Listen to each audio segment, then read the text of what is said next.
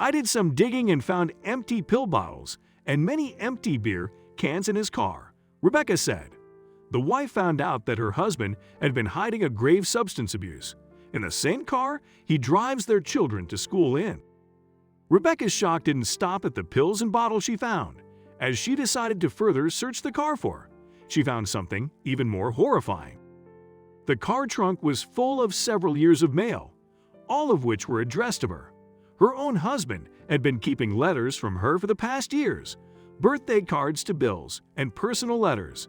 Rebecca couldn't wrap her head around it. She has been living with someone who conducted a whole separate life away from her, someone who was trying to isolate her even from her own life. Confused, hurt, and angry were my only emotions for the next few days. I was running on fumes and couldn't eat or sleep. I felt so stupid for not seeing the signs. I had been so busy with raising a child and building my practice at work. I was married to a drug addict, confessed Rebecca, and this was only the tip of the iceberg. More was to be revealed. There was more to the story, as if addiction, stealing, and the infinite lying weren't enough already. Rebecca had to find more heart-wrenching truths.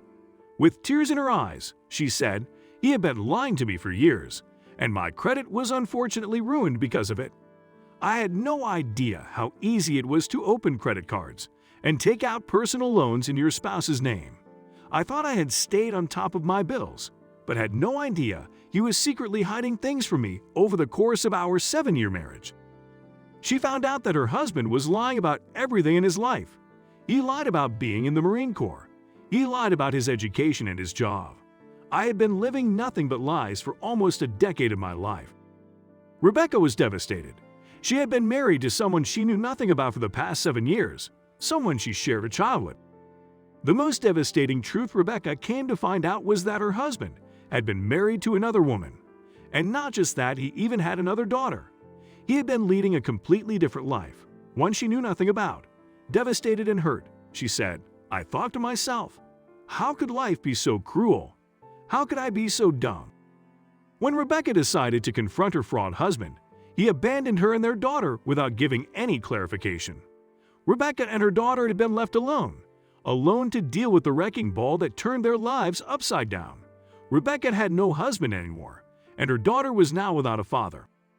After Rebecca realized that she and daughter were completely on their own, she had to come back to her senses and take control over things. She rented a hotel room and went shopping for life essentials, enough to sustain them until she figured things out. She had to act, and she had to act fast. Rebecca was struggling to hide her pain and keep a happy face for the sake of her little girl. My daughter and I tried to make the best of our vacation, as I called it, while I cried over the things we had lost, wondering how in the world I would sort through this mess. My sweet baby girl lost everything, and we had no support there. After much thought, Rebecca finally accepted the fact that she had no other choice than to go back to her parents' house. She was heartbroken that at the age of 32, she would have to go back and live in her childhood bedroom with her daughter. Rebecca told, "I left the beach and moved back to crummy old Tennessee. To make things worse, it was snowing when we moved back. It was March and snowing in Tennessee. How could this situation get any worse?" After silently crying for countless nights, blaming herself for not knowing sooner, for not being able to do better for her daughter, Rebecca finally decided to move on and build her life back up. She put herself together and started working to pay off the debts that her fraud husband had left on her name. While Rebecca was happy that her daughter was getting to spend quality time with her grandparents, she herself felt a little lonely and thought of catching up with her old friends in town. And this decision of hers will change her life forever. Rebecca recalls, "I desperately needed to find some friends. I finally texted an old guy friend from high school. I jokingly asked if he knew any hot single dads. This wasn't even relevant in our conversation, just a random thought that popped in my head. To my surprise, he said yes and immediately gave me a name."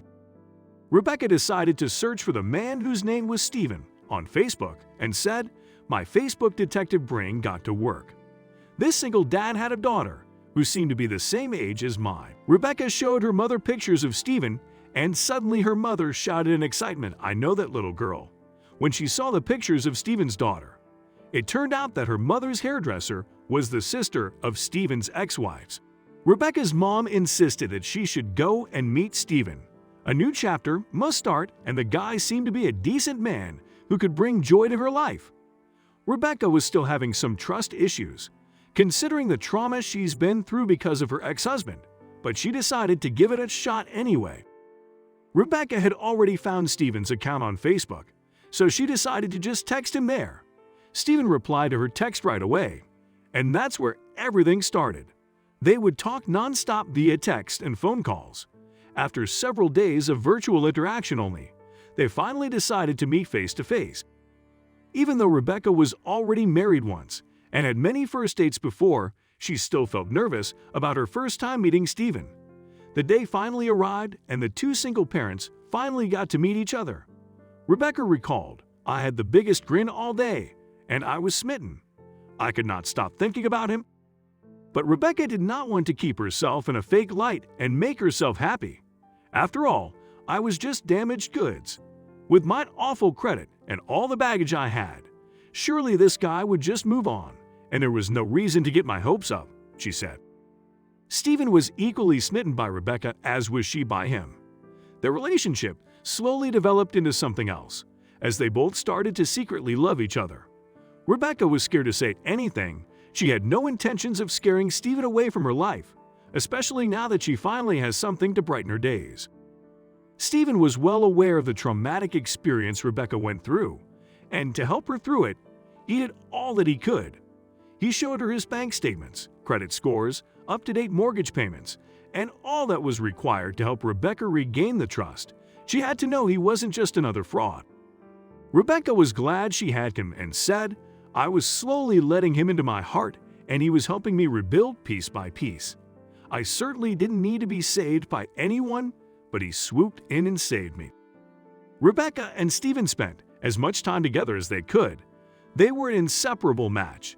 Even their daughters became best friends and wanted to spend all their time side by side. Things were becoming better. Rebecca's life was going to change for good soon enough. Stephen went down on his knees and proposed to Rebecca. He wanted her to be his forever. Rebecca wanted the same thing too.